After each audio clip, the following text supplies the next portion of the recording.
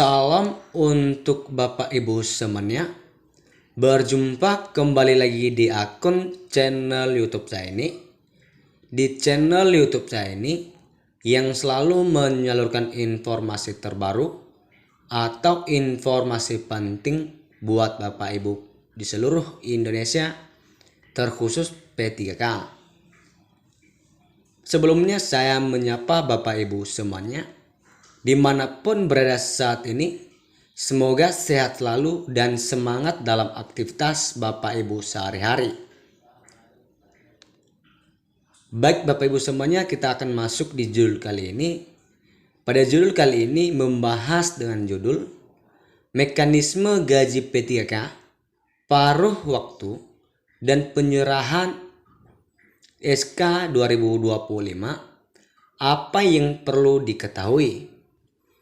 Berdasarkan informasi penting ini buat Bapak Ibu P3K di seluruh Indonesia, di pertanyaan di judul kali ini buat Bapak Ibu semuanya yang sangat menarik dan disimak Bapak Ibu semuanya.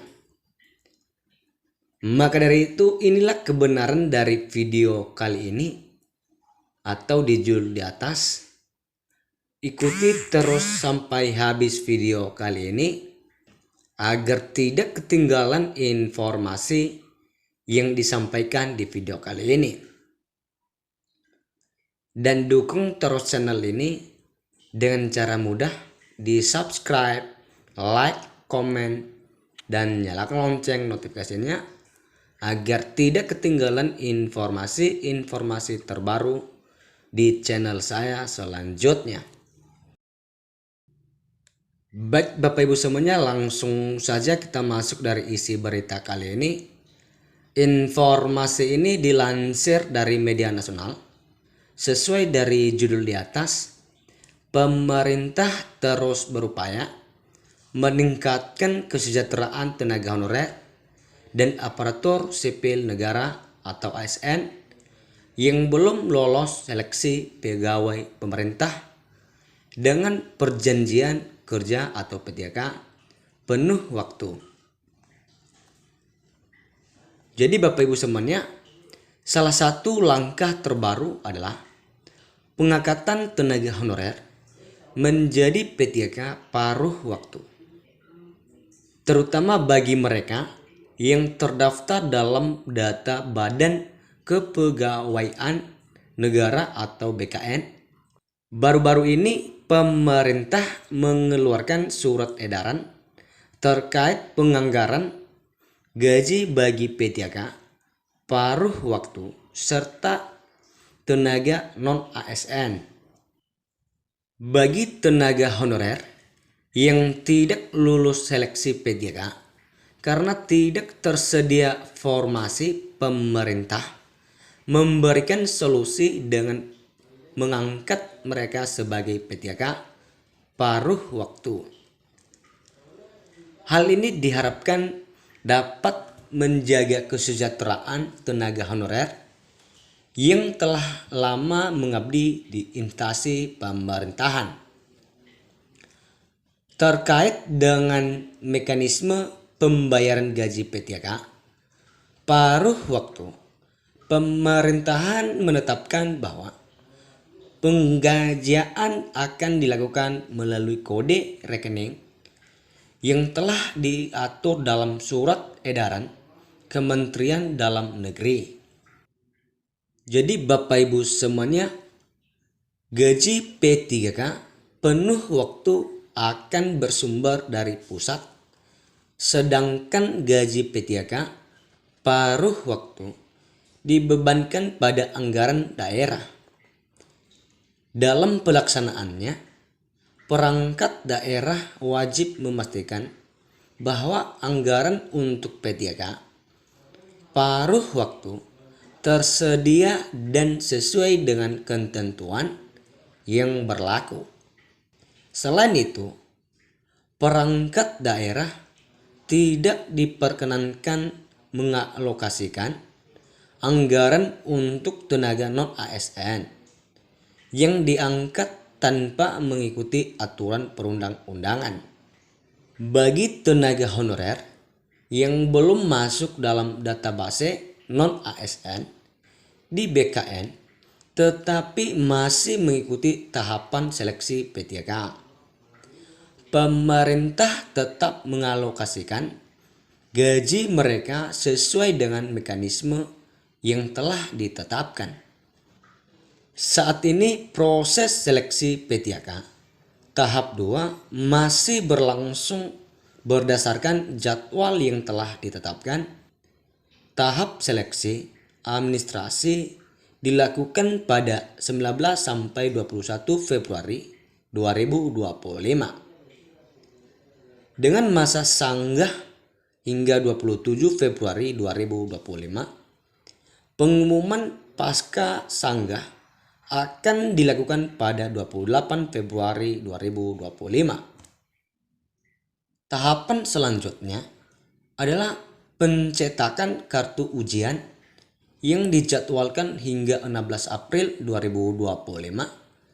Seleksi kompetensi P3K tahap 2 akan berlangsung pada 17 April hingga 16 Mei 2025. Bagi peserta yang lolos seleksi, penyerahan SK P3K penuh waktu dijadwalkan pada Maret 2025, sedangkan SK P3K paruh waktu akan diberikan pada Juli 2025. Gaji P3K paruh waktu direncanakan akan dirapel sejak Januari 2025. Meskipun hanya berstatus P3K paruh waktu, pemerintah membuka peluang bagi mereka untuk diangkat menjadi P3K penuh waktu. Syarat utama adalah menunjukkan kinerja yang baik sesuai dengan standar yang telah ditetapkan. Dengan adanya kebijakan ini, diharapkan kesejahteraan tenaga honorer semakin meningkat. Pemerintah berkomitmen untuk memberikan kejelasan status bagi tenaga non-ASN, sehingga mereka dapat bekerja dengan lebih nyaman dan memiliki kepastian karir di masa depan. Pemerintah juga terus memantau pelaksanaan seleksi P3K agar berjalan sesuai prosedur dan tidak menimbulkan ketimbangan dalam pengangkatan tenaga kerja di instansi pemerintahan. Bagi tenaga honorer yang belum mendapatkan kesempatan menjadi P3K penuh waktu, status P3K paruh waktu dapat menjadi batu loncatan untuk memperoleh kepastian kerja dan kesejahteraan yang lebih baik. Diharapkan kebijakan ini dapat memberikan solusi yang adil bagi tenaga honorer yang telah lama mengabdi, sekaligus menjaga kualitas layanan pemerintahan dengan keberadaan tenaga kerja yang profesional dan kompeten.